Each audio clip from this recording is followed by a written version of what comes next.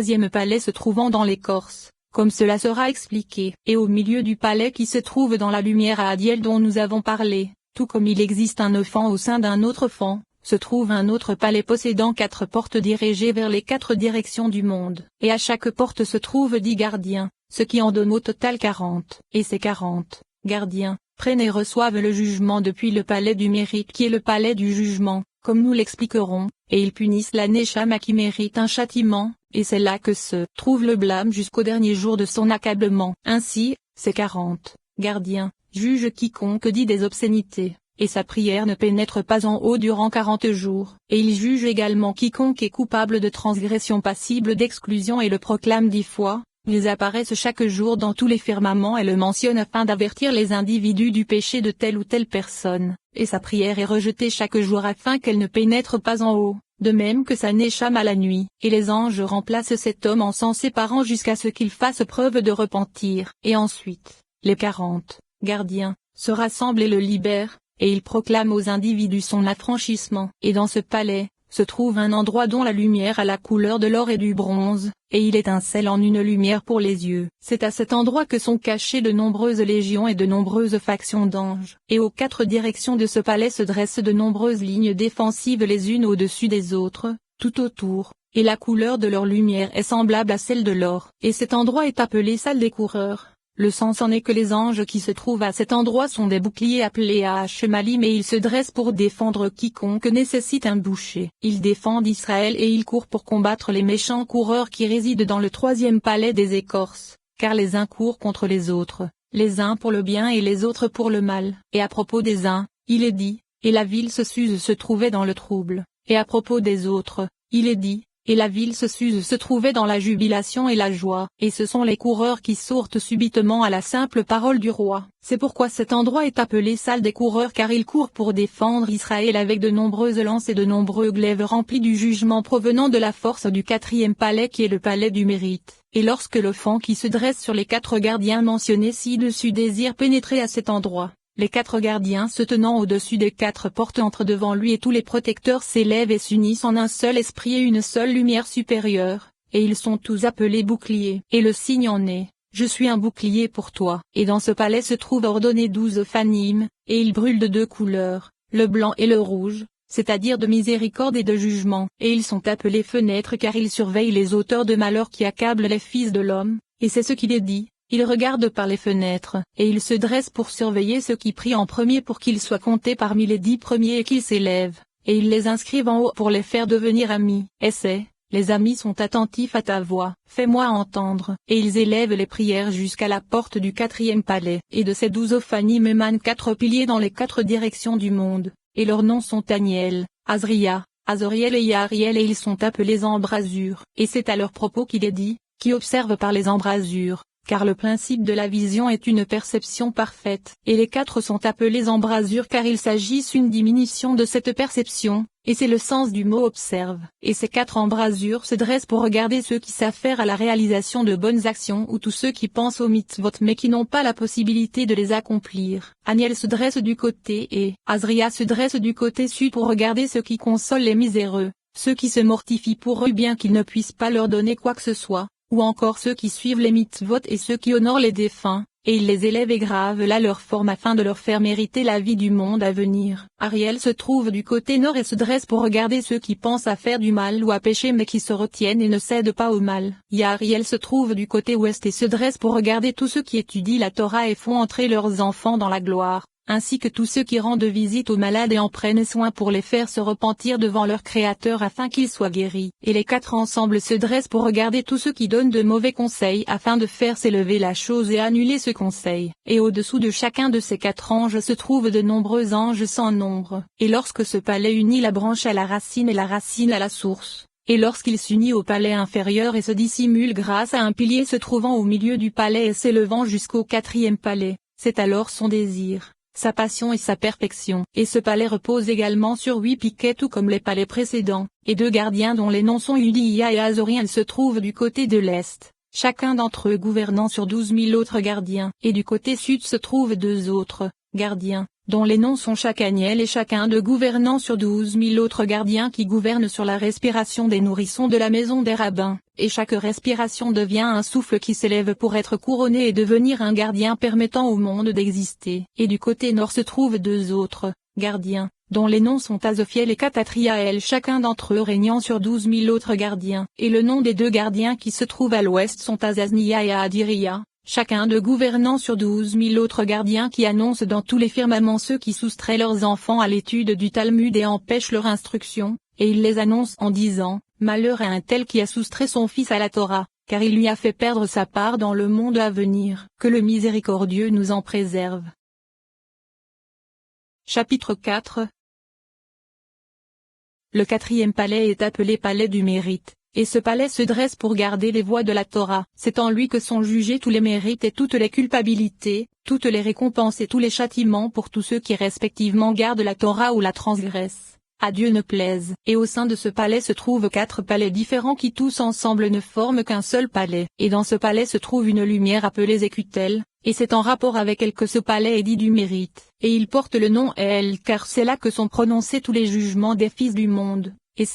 Et Dieu est en colère tous les jours. Et les 4 palais mentionnés ci-dessus possèdent 4 portes sur lesquelles veillent 4 gardiens, comme nous allons l'expliquer. Et sur la porte de ce palais qui en contient 4 et qui est appelé palais du mérite, veille un gardien dont le nom est Sensinia. Au-dessus de ce gardien se trouve un autre gardien du côté gauche et il prend les sujets de jugement afin de les produire dans le monde, et puisqu'il prend de lui, il porte le nom Sensigniel. Et lorsque le jugement est déterminé dans le palais du mérite, ce gardien qui se tient à la porte se dresse et proclame le jugement aux 12 gardiens qui gouvernent sur 12 portes. Et ces derniers se dressent et proclament tous les jugements qui ont été décrétés dans ce palais. Et de cette lumière dont nous avons dit qu'elle contient tout et qui est appelée Zécutel émanent 70 lumières qui se dressent tout en cercle afin de se contenir les unes les autres et qu'aucune ne soit cachée vis-à-vis de ses voisines. De la même façon que le Sanédarin se tient en demi-cercle comme l'ont expliqué nos maîtres de mémoire bénis. Et d'elle émanent en leur centre 2 lumières qui se dressent en témoignage perpétuel. Le secret de cela c'est que ces yeux de l'Éternel errent sur toute la terre,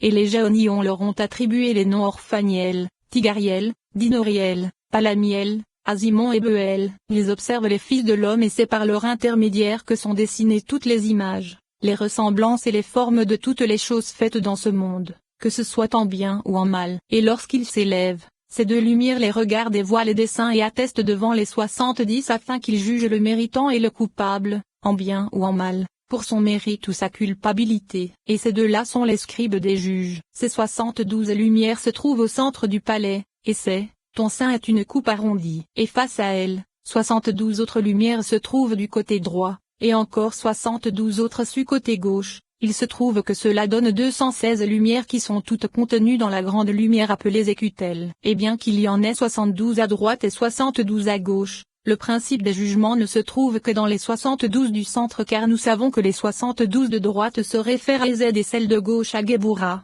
alors que les 72 du centre qui sont les plus intérieurs se réfèrent à Tiferet qui est l'arbitre qui tranche le jugement. C'est pourquoi le principe du jugement se trouve parmi les intermédiaires qui sont les plus intérieurs de toutes. Et dans le Zohar sur la paracha Pejala, il est dit à partir du passage sur Veïssa, Veïavo et Veïet et nous avons appris que du côté de Ézed se trouvent 72 témoins, que du côté de Géboura se trouvent 72 scribes, et que du côté de Tiferet se trouvent 72 couleurs pour ornementation. Mais nous sommes d'un autre avis car dans la paracha Pécoudé il est expliqué que les 2 lumières sont des témoins, comme nous l'avons expliqué à propos de la lumière Zécutel dans laquelle se trouvent les 3 lettres Io, et lorsque ces 3 lettres se rassemblent dans ce palais, alors elles se dessinent en lui. Et c'est à leur propos que le roi David, qu'il repose en paix, a dit, « Et mon Dieu pour rocher et refuge », dans ce mot se trouve le nom El qui est le nom du palais, et les 3 lettres qui se dessinent en son sein sont Io. Et ensuite, une autre lumière brille et étincelle dans les 4 directions qui sont 4 palais, et cette lumière fait émaner 3 sortes de lumières qui sont 3 tribunaux qui se séparent en bas pour juger les sujets du monde, la richesse et la pauvreté, la souillure et la guérison. et ainsi de suite. Et 2 de ces 4 palais correspondent aux 2 sortes de lumière que nous avons mentionnées ci-dessus et qui se trouvent à droite et à gauche. Le 3e palais correspond à tous ceux qui possèdent des yeux et qui réfléchissent au sujet du monde. Et le 4e palais correspond aux autres scribes qui se trouvent au-dessous des premiers qui sont plus intérieurs. Et ces 4 palais sont contenus dans ce palais appelé palais du mérite en relation avec le nom de la grande lumière Zécutel comme nous l'avons expliqué. Et à chaque porte de ces palais se trouve un gardien. À la première porte se trouve un gardien dont le nom est Gazariel, et il règne pour faire connaître les jugements qui ont été décrétés à l'ange qui gouverne sur un palais se trouvant du côté de l'impureté. Et c'est grâce à cet ange que les jugements sont révélés, proclamés, et qu'ils sortent et apparaissent dans tous les firmaments, que ce soit dans la pureté ou l'impureté. Et le vent fait descendre cette proclamation de bouche en bouche et de firmament en firmament jusqu'à ce que ce décret arrive même à la connaissance des oiseaux afin qu'ils le proclament en bas, à la portée des fils de l'homme. Et il s'agit de la sagesse du sifflement des oiseaux. À la seconde porte se trouve un gardien dont le nom est Dariel et il règne pour faire pénétrer le mérite des fils de l'homme afin qu'ils soient jugés selon le plateau du mérite. Et lorsque l'homme se trouve sur son lit de douleur et que cet ange fait pénétrer ses mérites, s'ils sont plus nombreux que ses péchés et que le plateau du mérite l'emporte, il le fait savoir au gardien qui se trouve à la porte du 3e palais et dont le nom est Padaël. Et ce dernier le proclame et dit: fais-lui grâce afin qu'il ne descende pas dans la fosse. J'ai trouvé sa rançon. Et à partir de là, ce décret descend de degré en degré jusqu'à arriver dans ce monde, comme nous l'avons expliqué précédemment. À la 3e porte se trouve un gardien dont le nom est Gadiel, il se trouve du côté gauche et règne sur la culpabilité et les péchés des fils de l'homme, et il les présente sur la balance qui se trouve à la 4e porte comme nous l'expliquerons car c'est là qu'ils sont pesés contre ses mérites. Et sous la main droite de ce gardien qui se dresse à la 4e porte, se trouvent de nombreux anges prêts à sauver l'homme du côté gauche si ses mérites l'emportent,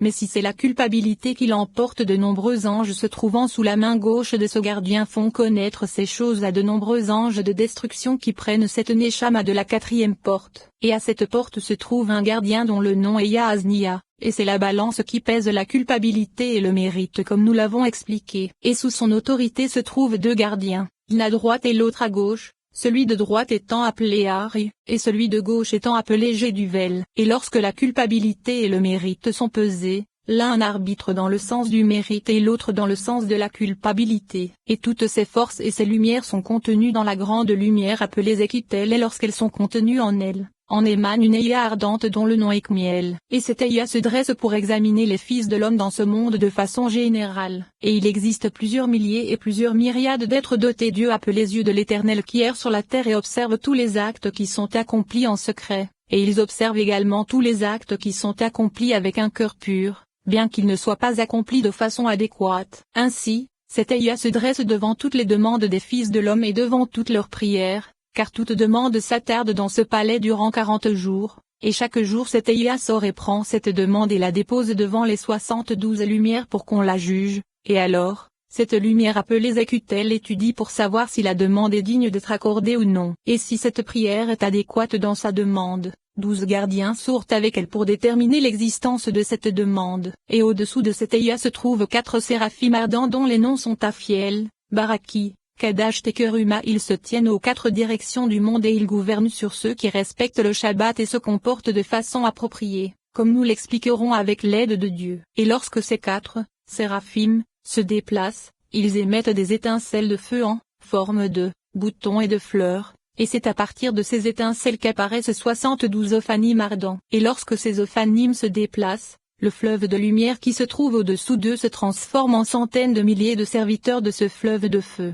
leur maître initial se trouvant au sein de ce feu. Et c'est de là qu'émanent plusieurs milliers de légions et d'ophanim. Et ces 4 séraphim desquels sort le fleuve de feu au sein duquel brûlent de nombreuses légions, de nombreux anges, de nombreux esprits et de nombreux souverains chaque jour profane, lorsque le début du Shabbat est annoncé, sortent et apaisent le feu et son vacarme, et tout le monde se trouve serein. Et cette Eya se déplace et s'élève au-dessus des 4 séraphim et pénètre au milieu de ce palais, et elle est appelée Oné. Le sens en est que lors du Shabbat, à cet endroit toutes les tables des enfants d'Israël qui respectent le Shabbat sont dressées, et ils sont appelés fils du palais du roi. Et des centaines de milliers de gardiens se dressent au-dessus de ces tables et lorsque cette Eya pénètre avec les 4 séraphim et qu'ils voient toutes les tables et tous ceux qui se tiennent au-dessus d'elles, ils se dressent et les bénissent. Et les centaines de milliers qui se trouvent là répondent Amen. Ainsi, les 70 lumières que nous avons mentionnées bénissent toutes les choses, tous les jugements et tous les décrets de jugement qui se trouvent dans ce palais, sauf en ce qui concerne les enfants,